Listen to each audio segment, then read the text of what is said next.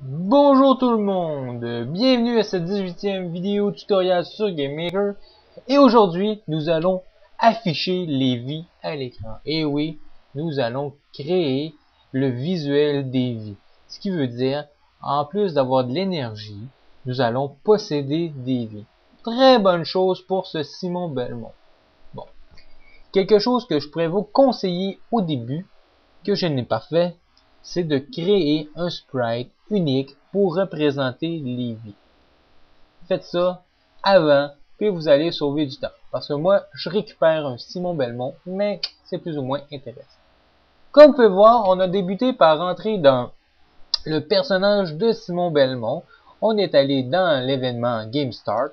On a ajouté le petit onglet, la petite icône de cœur, oui, le rectangle gris de cœur. Et on ajoute, et non pas 5 vies, mais 3 vies, parce que on va y aller, bien sûr, à la, loyale, mais on va y aller dans le sens qu'on va aller à la classique. C'est plus dans le sens classique. 3 vies, là, c'est vraiment le standard des anciens jeux de 8 bits et 16 bits.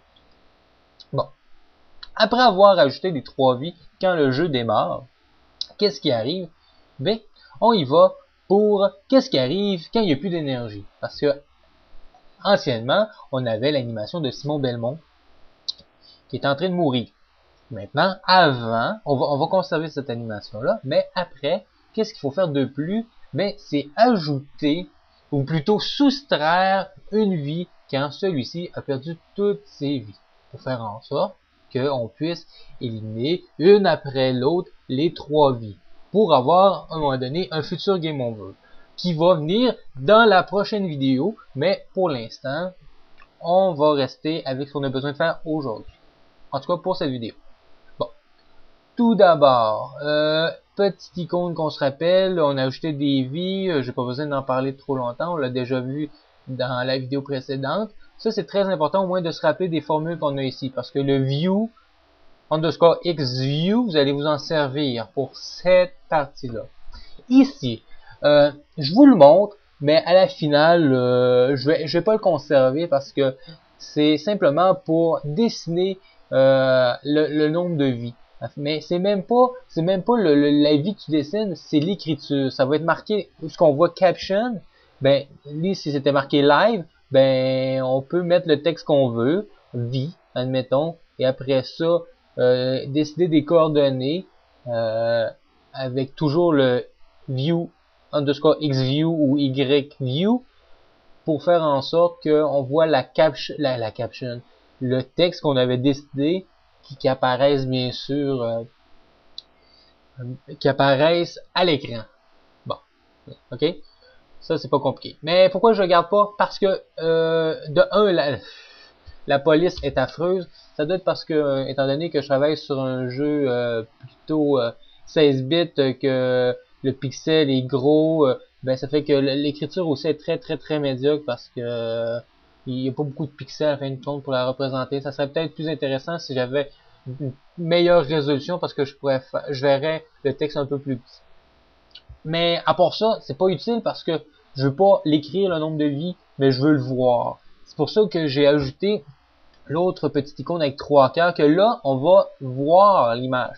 Fait que vous voyez, on peut sélectionner l'image de son choix, sauf que moi, je vous conseille fortement de créer votre propre image. Là, j'ai pris le sprite de Simon Belmont, mais je vais le changer, j'ai pensé à mon affaire. Je vais sûrement trouver un ancien Simon Belmont 8 bits. Ça serait vraiment un petit clin d'œil pour la vieille version, là, version 8 bits à fin de compte, version Nintendo. Pour les coordonnées, ben il faut faire des tests, hein, ça. Il y a les X que c'est toujours l'axe horizontal, et après ça, il y a les Y que c'est l'axe vertical. C'est que c'est à vous de faire vos tests pour le placer, dépendamment comment vous voulez gérer votre design de jeu. Mais ça, c'est à vous. Moi, je vais garder sûrement le petit classique en haut, dans la tête d'écran, là, ou en tout cas, bien sûr en haut, pour avoir un certain espace avec toute l'information, que ce soit l'énergie, que ce soit les vies et que ce soit les points accumulés, parce que ça aussi, à un moment donné, on va accumuler des points. Et ça va arriver à un moment donné.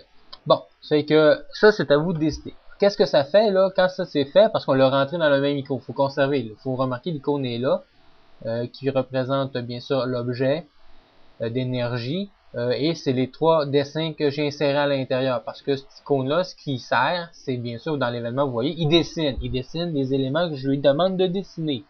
OK? Bon, là, c'est bien important. J'ai dit tantôt de mettre la formule. Si je mets des coordonnées comme ça, je le verrai pas. En tout cas, pas avec la fonction de view que j'utilise. C'est pour ça qu'il faut utiliser cette formule-là. OK? Parce qu'il considère le view qu'il faut qu'il rentre, bien sûr, dans la vue qu'on utilise. En tout cas, moi, c'est comme ça que je l'explique. Et après ça, il reste simplement à mettre les coordonnées en rapport. La coordonnée qu'on met, c'est toujours le premier pixel du sprite, bien sûr, en haut à gauche qu'il utilise. Après ça, ben, le sprite s'en va, bien sûr, vers la droite et vers le bas. C'est que le coordonnées que vous faites là, c'est vraiment le premier pixel qu'il faut utiliser, c'est lui en haut à droite du sprite. Après ça, ben, le reste de l'image, ben, il va vers la gauche, vers la droite, excusez, et le bas. Fait que c'est des tests à faire. Et des fois, même les sprites sont trop gros. Ce qui va arriver, dans mon exemple, vous allez voir, il va y avoir superposition de l'écriture vie, puis il va y avoir des vies. Quand on le voit, là, regarde, vie, c'est marqué 3, mais il y a un sprite de Castlevania, de Simon Belmont qui cache. Bon. En plus, c'est super gros, ça, je veux dire, ça prend trop de place. Vous voyez, la police est vraiment, elle laisse à désirer, là, mais je pourrais le laisser là, mais il y a déjà de la place réservée pour le score qui va être à peu près de la même qualité graphique, on s'entend. En tout cas, si je peux faire quelque chose pour la police, je vais le faire assez rapidement. Et ça, il reste à déplacer aussi mes 3, parce que là, il y en a 3 vies, hein, c'est marqué 3, puis normalement, je devrais voir après 3 sprites. Bon, là, on s'entend que c'est quand je l'ai placé, j'ai fait ça à peu près, là, je veux dire, des fois, je fais des vidéos, puis je fais ça au fur et à mesure, je fais des expériences en même temps, que je connais, je sais, mais je connais pas toujours le résultat que ça donne. Fait que ça, je vais redéplacer ça. Je l'ai pas fait dans la vidéo direct, parce que des fois, ça prend beaucoup plus de temps à faire. J'aime mieux que vous voyez à peu près que ça donne.